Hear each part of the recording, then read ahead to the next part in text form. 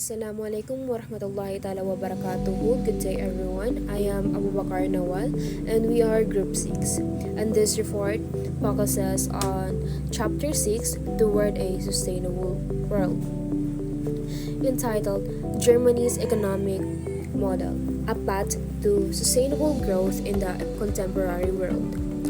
This presentation explores how Germany, once called the sick man of Europe, transformed its economy and whether its model offer a blueprint for others. Well, evaluate key components of its recovery and sustainable strategy within a global and Europe context. The global economic context. The world has faced economic instability since 2008. Sustainability development has become a key goal for modern economies. Germany stands out as a country that navigated the crisis effectively. In 2008, global financial crisis reshaped economies worldwide, highlighting the importance of resilience and sustainability in economic systems. While many countries struggled to regain stability, Germany stood out for its relative success in weathering the storm. This has led many to suggest that Germany could serve as a model for sustainable economic policy in the modern world. But to assess whether Germany's model is worth emulating, we must first understand what constitutes an efficient or sustainable economy, and then analyze how closely Germany matched the definition. So, what is a sustainable economic system? Sustainability in economics isn't just about protecting the environment.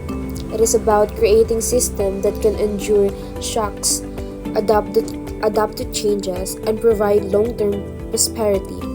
A sustainable economic grows in a way that balances consumption and investment, has mechanisms to correct imbalance like inflation, unemployment, or debt bubbles, maintain a fair social structure, offering people economic mobility and access to public goods. Next, we have three pillars of economic sustainability. First is macroeconomic stability, its growth, investment, and the trade. Next is efficient markets, labor, capital, and knowledge. And lastly, social equity, fair income distribution, and public access. Germany's economic recovery, a quick timeline. Germany's modern recovery can be broken into four phases. First is the 2000 to 2005 economic stagnation. This is where struggle with stagnation, low growth, and high unemployment, and they were labeled Germany the sick man of Europe. Next, in 2005 to 2009, early recovery. This is where began reforms and recovery but was briefly set back by the global crisis. Next is in 2010 to 2014, outperformed other EU nations except Poland. This is where outperformed most of the EU, especially due to exports. And lastly, post to 2014. This is where they maintained strong fiscal health even amid Eurozone instability. This timeline shows that Germany's rise was gradual, strategic, and policy-driven, not based on luck. Germany is the part of Eurozone, so the Europe Central Bank set monetary policy.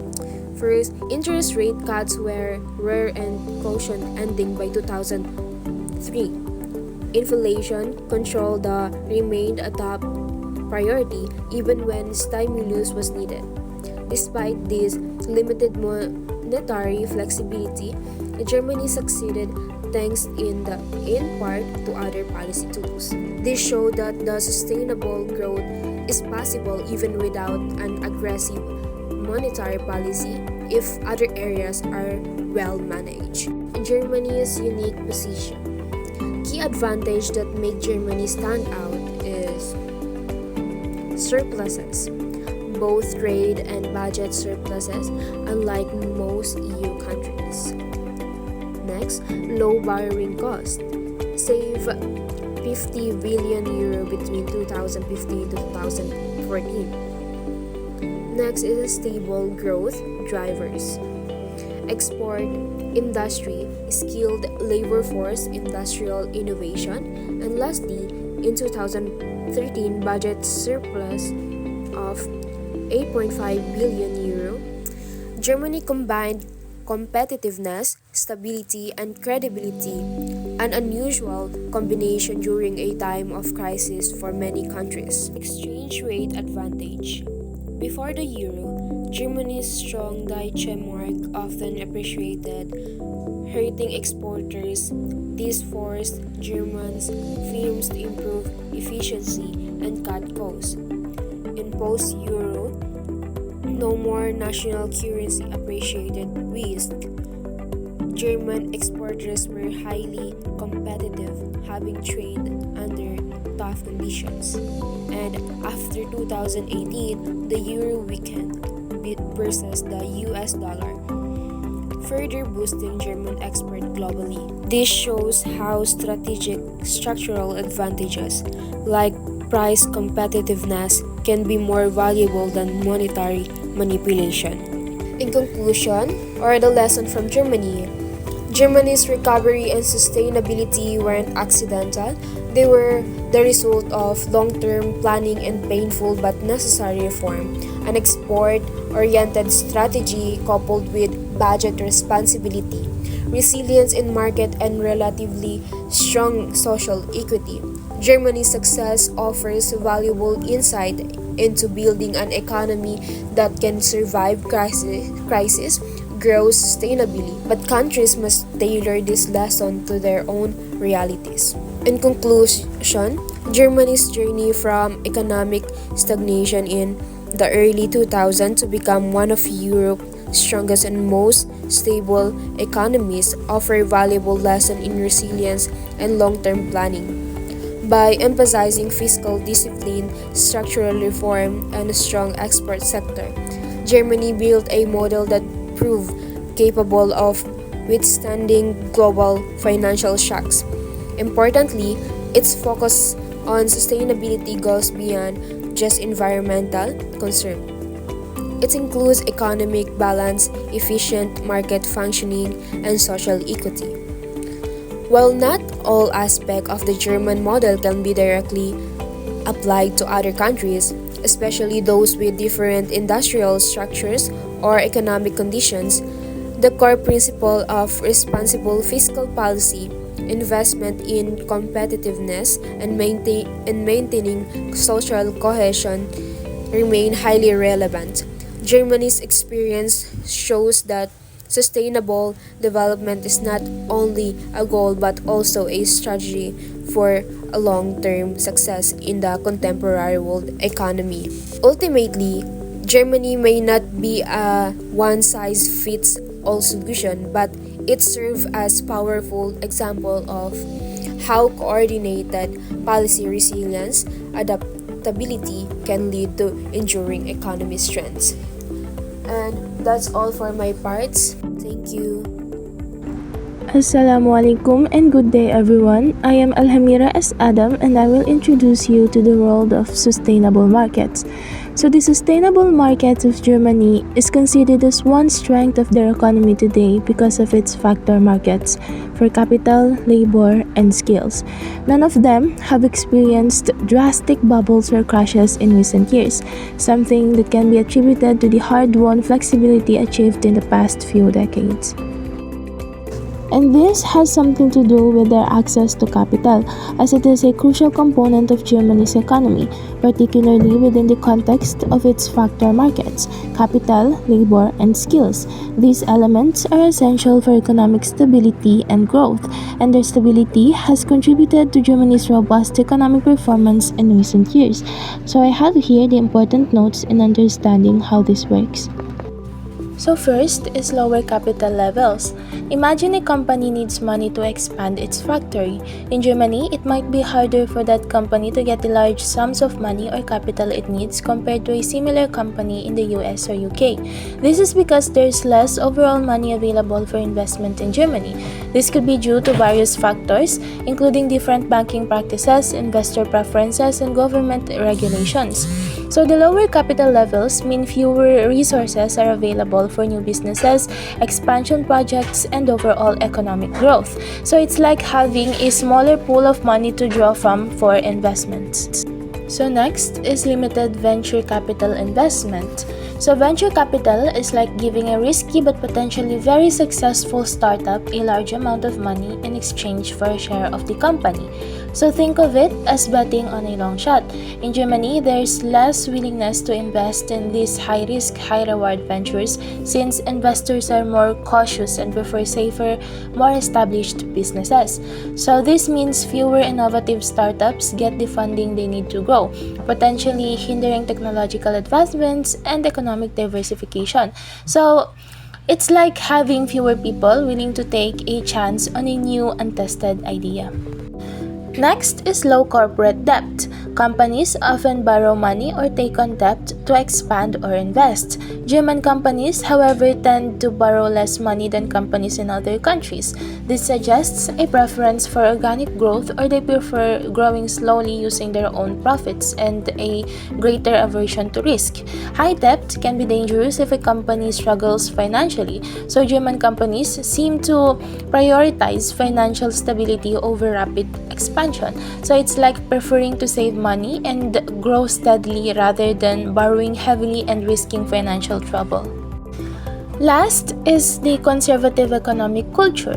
So putting all these points together, we see a pattern of conservative economic behavior in Germany. This means there's a larger or general preference for stability, caution, and avoiding excessive risk.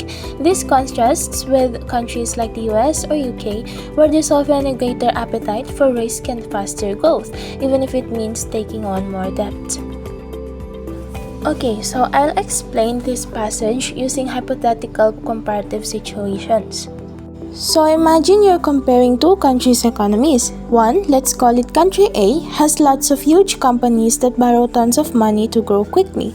The other, country B, has many smaller, family-run businesses that grow more slowly and borrow less. In the past, people might have thought country A was stronger because it was growing faster and had bigger companies. But this passage argues that that's not necessarily true. Country B's economy is built around what they call the Mittelstand, or lots of small and medium-sized businesses, mostly owned by families. These family businesses are different. They don't want to take big risks. They prefer to grow steadily using their own money or borrowing small amounts from local banks over a long time. So they don't want outside investors telling them what to do, as they value their independence. Now, let's look at the banks. Country A might have a few giant banks. Country B has many smaller banks, often local ones that know the Mittelstand businesses well. These local banks are happy to lend money to the Mittelstand businesses because they trust them and understand their business. They offer long-term loans at reasonable rates, making it easier for their business to grow without taking on too much risk. The passage says that previously, the fact that country B's businesses didn't borrow a lot of money and weren't growing super fast might have been seen as a sign of weakness. But now, people are realizing that this is actually a strength. The Mittelstand businesses are stable and reliable. They're not as flashy as the big companies in country A, but they're less likely to fail. They create jobs, contribute to the economy, and are a vital part of country B's success. So that's why the local banks support this stability. As included in my comparative analysis earlier, these family-owned businesses, unlike many in other countries, don't borrow huge amounts of money to grow quickly. They prefer slow, steady growth and work closely with local banks that understand their businesses. This was seen as a weakness compared to fast-growing economies until more recently. Now, many believe this is a strength because these smaller companies are stable and less likely to fail. It was stated that by the end of the 1980s, Germany's big banks were starting to operate globally, and the acquisition of Chrysler in 2004 symbolizes this shift. It was also noted that Germany's skepticism towards a European banking union, mentioned in a 2012 World Online article, reflects a desire to protect this unique system. Some German banks like HRE, IKB, West LB, and Bayern LB have had problems, but not a complete system collapse. So in essence, Germany's economic success shows that there's more than one way to build a strong economy. While some countries prioritize fast growth and large companies, Germany's system, with its mix of small, stable businesses and local banks, proves that a slower, steadier approach can be equally successful, if not more so in the long run. So it's totally just a balance between traditional methods and participation in the global economy. Thank you, and that's all for my part. Assalamualaikum warahmatullahi ta'ala wabarakatuhu. My name is Datu Jarol Sinsuat, and this is my report. So, my report is about employment skills formation. So, what is employment skills formation exactly? So, employment skills formation, in simple explanation, is employment skills formation means learning the skills you need to get a job, do well in it, and grow your career. So there are two main types. So, the first skill is the technical. So technical skills, these are job specific skills like using a computer, operating machines, or doing accounting. And the second one is soft skills. These are personal skills like speaking clearly, working with others, being on time, and solving problems. And there is also a third skill, which is workplace readiness. So like resume writing, interview techniques, and job search strategies. So these skills are for before you start working. So you need to make your resume good, your interview techniques great, so your chances of getting hired is higher. So the next slide is about methods of formation. So how do we exactly learn these skills? How do people learn these skills? So the first one is education and training programs. So by going to school and taking training programs. And the second one is on-the-job training and apprenticeship. So through internships and part-time jobs, you can develop your skills more efficiently. And these are examples are nung grade 12 tayo, we have the work immersion, in college, the OJTs. So in that process, na sharpen yung ating skills and work. So mas nagiging maganda yung background natin sa ating resume. And the second one is attending to workshops or seminars. These workshops and seminars are so effective and so useful. For example, workshops about computers, you can use it by applying into a company that needs computers, need someone to operate their computers, and seminars. And the last one is learning while working. So this is the on-the-job training. So while you are working, you are learning on how to be more efficient in your job. So in this next slide, we will talk about the importance of this job skills formation and work. And the importance is it increases employability and job security. So if you apply to a job and your resume is better than the others, there's a higher chance that you will get in. So getting this going to seminars, workshops will make you more sharpened and more having the chance to get hired. So the second one is enhances productivity and career growth. So it will enhance you personally by being more productive, and your career will grow better than the last time. So by making movements like this, it will make you more successful. So next one, aligns workforce skills with market demand. So being more great will make you more marketable. So if your skills are better than the others, your market will be better than, so there's a bigger increases of chance that you will be hired. Then that's all for my report. Thank you po sa inyo lahat. Good day everyone, my name is Alkhasmier kay Ungkakay. So I'm from Group 6 reporting the social sustainability. So social sustainability, Germany's post-war promoted social mobility, but rising costs led to a policy shift in the 2000s to support a demand focusing on employment activation over compensation, aiming to avoid rising inequality. Public opinion in Germany sees inequality as we're seeing, with historians and reports showing the richest 10% increasing their share of assets from 45% in 1998 to 54% in 2008, while the poorest half share dropped from 3% to 1%. The Gini index in Germany rose faster than the OECD average from the middle 1980s to 2000, indicating growing income inequality. Despite rising inequality, deeper analysis and recent OECD data from 2007 to 2010 suggests Germany is not becoming socially similar to the US. So noong una is ang Germany ay kilala bilang isang welfare state na kung saan yung gobyerno ang tumutulong para pantayin ang kita ng mga tao gamit ang taxes at public services. So dahil dito is madali ang social mobility, may chance umangat sa buhay kahit ikaw ay galing sa mahirap. Pero habang tumatagal is lumalaki ang gastos ng gobyerno para dito. Kaya noong 2000 is nagpalit sila ng policy like support and demand. So imbes na bigyan lang ng ayuda is tinutulungan nila na makahanap ng trabaho ang tao kahit mababa ang sweldo. So layunin nito is para maiwasan yung pagtaas ng inequality. Pero para sa mga tao sa Germany na hindi naging successful, so sabi ng mga eksperto is lumala ang inequality. So halimbawa noong 1998, ang pinakamayamang 10% ay may 45% ng total na yaman. Pero sa 2008 is umakyat ito ng 54%, samantala ang mahirap na kalahati ng lipunan is bumaba mula 3% to 1%. So tumataas din ang Gini index. So ibig sabihin is lumalawak ang agwat ng kita sa Germany. Mas mabilis pa ang pagtaas nito kumpara sa ibang OECD countries.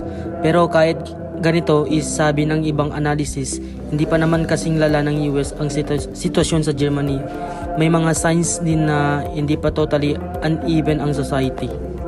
Most of OECD countries saw a 2% drop in market income except for Poland, Chile, Germany, Austria, and Slovakia, where slight growth occurred. In Germany, the rise came mainly from increased pay, challenging the idea that wages have fallen.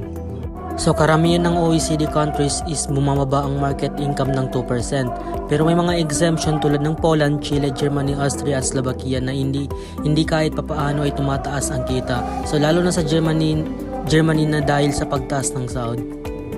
So Gini index inequality grew in Greece by 1.4 points in 10 years, more than the past 12 combined. Poland, the Netherlands, and partly Germany were exemptions. Europe balanced this with taxes and social policies. Germany's taxes and transfer keep disposable income inequality stable. The poorest 10% improved more than the richest. So sa Greece is tumataas ng 1.4 points ang Gini index. So ibig sabihin lumalala ang inequality, pero hindi ito nangyayari sa Poland, Netherlands at Germany. So sa Europe is nababalansin nito ang mga taxes at social programs.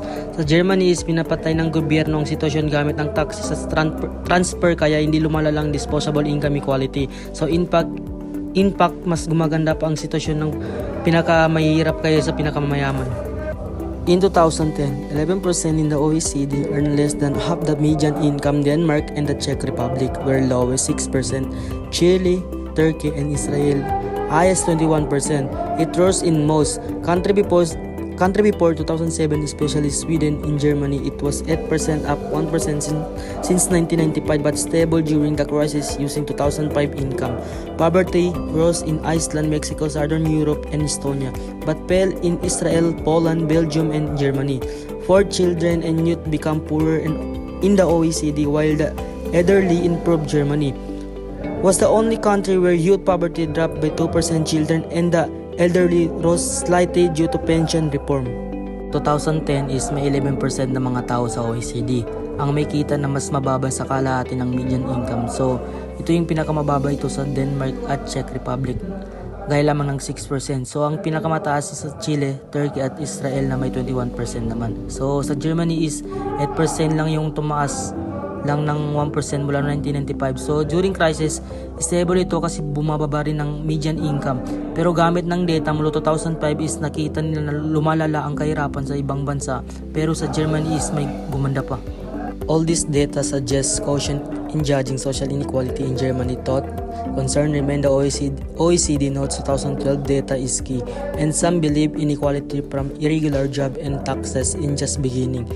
Germany is turning point with no clear outcome from Agenda 2010. Sa OECD, mas naging mahirap ang mga bata at kabataan, so abang gumaganda naman ang buhay ng matatanda.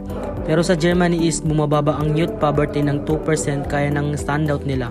So tumataas lang ng kaunti ang kahirapan sa bata at mas matatanda dahil sa pension reforms.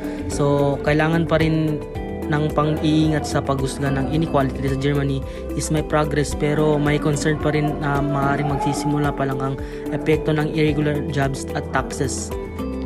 So wala pa rin klarong sagot kung magiging successful ba ang agenda ng 2010. Research by IWN Initiative News Socialized Market Workshop show that despite optimism, 18% of the second and 26% of the third income quintile face social decline, mainly due to unemployment and family breakdowns, negatively impacting family formation and Germany's demographic future. So IW experts see education as key to overcoming stratification. Upward mobility is possible. Rise remain especially with immigrant education levels. Middle class parents heavily invest in their children's education while lower income families struggle with rising costs. This depends lasting inequality. Herzog warns such early division shape society, leading to brutal compensation and exclusion. So ayon sa research ng IW at New Social Marketers Shop, kahit may positive na resulta, marami pa rin nasa second at third income level like 18% at 26% ang bumababa ang estado sa buhay dahil sa unemployment at broken families. Apektado rin ang pagbuo ng pamilya at future ng population sa Germany. So para sa mga eksperto, education ng susi para malampasan ng stratification o social divided. Posible pa rin ang umangat sa buhay, pero may risk lalo na sa mga immigrant families na mababa ang edukasyon. So ang middle class parents is nag-i-invest ng malaki sa education ng anak. Pero ang mga mahirap is hirap sila sa gastos kaya lalo silang napag-iiwanan. So sabi ni Herzog, kapag maaga pa lang ay may division na. So nagiging unfair ang society, nagiging parang matira ang matibay. Maraming tao ang na-exclude at naiiwan. Today, I'm Abdulrakhim Adam and I'll be discussing a role model for Europe. So what is it about? It's about Germany as a model but with risk. Why is it? So this is about how Germany runs its economy and whether other European countries should try to follow the same path. Germany is known for having a very strong economy and many countries admire how well it is doing. But the big question is, can other countries copy Germany's way and also be successful? So this explains that Germany is really good at making and selling products to other countries. This is called having a trade surplus, which means Germany is earning more money from other countries than it is spending. But there's a problem. If one country sells more than it buys, other countries have to buy more than they sell. This means it's impossible for everyone to have a trade surplus at the same time. Germany also saves a lot of money and invests it in other countries. But this can be dangerous because investing far away doesn't always work out well. Germany is very strict with its money, trying not to spend too much and keeping its debt low. While this looks good for Germany, it can hurt other countries that are not as strong and need more help to grow their own economies. So what's the point of it? The main point is that even though Germany's way of doing things is working for them, it doesn't mean it will work for everyone else.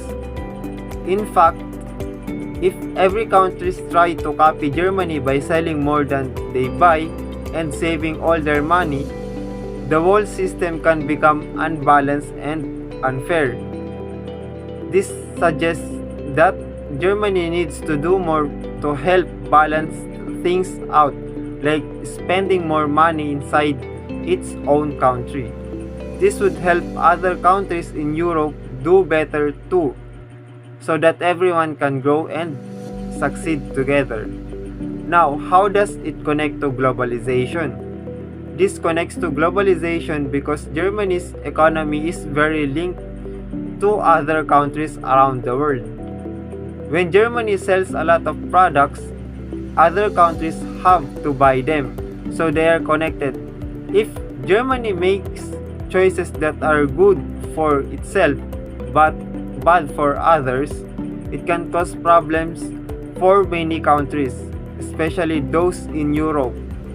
This is what globalization is all about. Countries are tied together, and what one country does can affect many others. So here we have words that connects with Germany's situation. First, we have trade surplus. So what does it mean? It means when a country sells more things to other countries than it buys from them. So in Germany's case, Germany has a large trade surplus because it exports much more than it imports. This helps its economy, but it causes problems for other countries in the Eurozone who end up buying more than they sell, creating trade imbalances. Next is austerity. When a country spends very little and cuts costs to reduce debt. In Germany's case, Germany supports austerity, believing it leads to a strong economy. But for weaker countries in the Eurozone, austerity can cause more harm than good, leading to slower growth and more suffering. Next is current account, a record of a country's trade, including how much it earns and spends with other countries. In Germany's case, Germany's current account is positive, meaning it's making more money from trade than it's spending. This looks good for Germany but adds pressure on other Eurozone countries, which with negative current accounts, they spend more than they earn. Next is fiscal policy, how a government collects and spends money to manage the economy. In Germany's case, Germany prefers tight fiscal policy, low spending and balanced budgets. However, this strict approach may not work well for struggling Eurozone countries that need more public spending to grow. Next is exports, things a country sells to other countries. Germany depends heavily on exports. This makes its economy strong, but if all countries try to do the same, it wouldn't work. Someone has to be buying, so Germany's model can't be copied by everyone. Next is Eurozone, a group of European countries that all use the euro as their currency.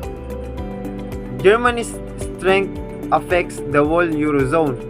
Since all members share one currency, Germany's big surplus and strong rules can make things harder for weaker countries that can't adjust their own currency or policies easily. Next is investment, spending money to grow more money, like building roads or businesses. Germany has not invested enough in its own public needs, like infrastructure and education.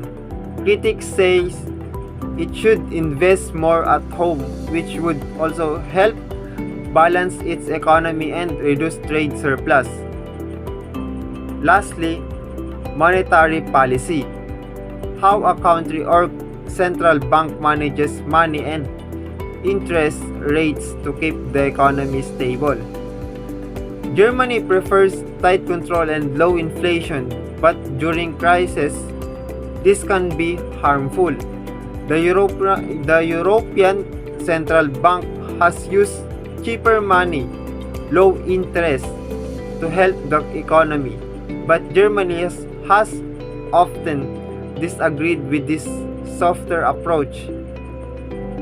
So in summary, Germany's economy is strong because it exports a lot. This means Germany sells much more than it buys, called a trade surplus. But when one country has a surplus, others must have deficits. They can't all sell more than they buy. Germany also invests its extra money overseas to keep its economy moving. However, investing overseas is risky and has caused big losses in the past. Critics say Germany is too focused on exports and saving, not on spending at home. Germany's strict money rules make it hard for weaker European countries to grow. Experts suggest Germany should spend more inside its own country to help balance the whole Eurozone. Because without balance, Europe could struggle because all countries are connected. Some propose changing how the euro system works or even having countries leave the euro, but that is risky. In conclusion, it teaches that Germany's way of running its economy, selling a lot to other countries and being very careful with money, works well for Germany but can cause trouble for other countries in Europe because all these countries are connected.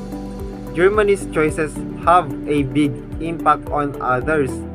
Experts say that Germany should spend more money in its own country to help make Europe's economy fairer and stronger for everyone. Europe's big challenge is to find a way where all its countries can succeed together, not just Germany. So that's all for my part of the discussion, and the next reporter will continue. Good day sir, I'm Amerudin Usman and ito yung continuation nung sa kay Adam Abdulrakhim. So simulan na natin. So German economy model, while admired for its industrial success, high employment and efficient vocational education, the German model is not easy transferable. So in short, the German economy model, sikat ang Germany dahil sa malakas nitong industriya, mataas na employment rate at mahusay na vocational educational system.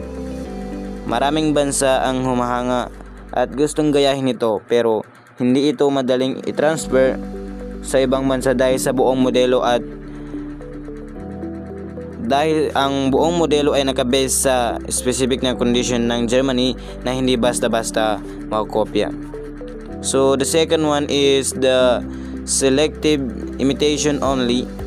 Only parts like vocational training or industrial organization may be imitated by the model as a whole cannot be replicated due to cultural,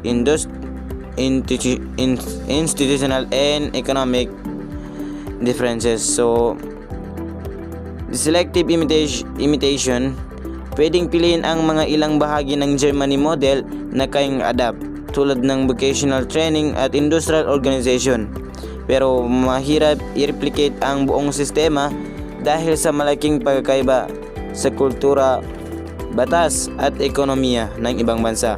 Kaya kadalasan ang paggaya ay limitado lang sa ilang aspeto nito. The next one is the context specific success. Germany's success relies heavily on unique factors such as its corporate structure, labor relation, and educational system, which maybe not exist in other country. So, ang context specific success naman, ang tagumpay ng Germany ay nakasalalay sa mga unique nitong elemento tulad ng corporate structure and magandang labor relation at quality education. Iba ito sa sitwasyon ng ibang bansa.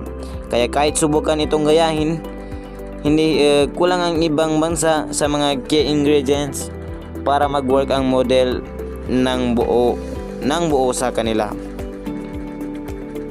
The next one is the skepticism of copying. Blindly copying Germany's system is unlikely to succeed. Its country should develop models suited to its own context and needs. So ang skepticism of copying ay hindi sapat na basta-basta lang nakopyahin ang sistema ng Germany at asahan na maging successful din ito sa ibang bansa. Ang bawat bansa ay may kanya-kanyang kultura, ekonomiya at political sitwasyon. Kaya imbes na bulag na gayahin ang modelo ng iba, mas mainam na gumawa ng sariling approach na akma sa sariling pangailangan at kakayahan ng bansa. The last one is alternative models. The Eurozone must explore diverse paths for sustainable development rather than looking for a one-size-fits-all solution. So, alternative models imbis na insist na lahat ng bansa sa Eurozone ay sundan ang isang modelo. Mas mainam na mag-explore ng iba't ibang paraan para sa sustainable development para sa one-size-fits-all. Ang pagdating sa ekonomiya, ang mga bansa ay dapat humanap ng strategies na bagay sa kanilang sitwasyon para makamit ang long-term growth at stability na nakaayon sa sariling konteksto. So, yun lamang po sa aking report. So, uli ako po si Amerudin Usman and maraming salamat.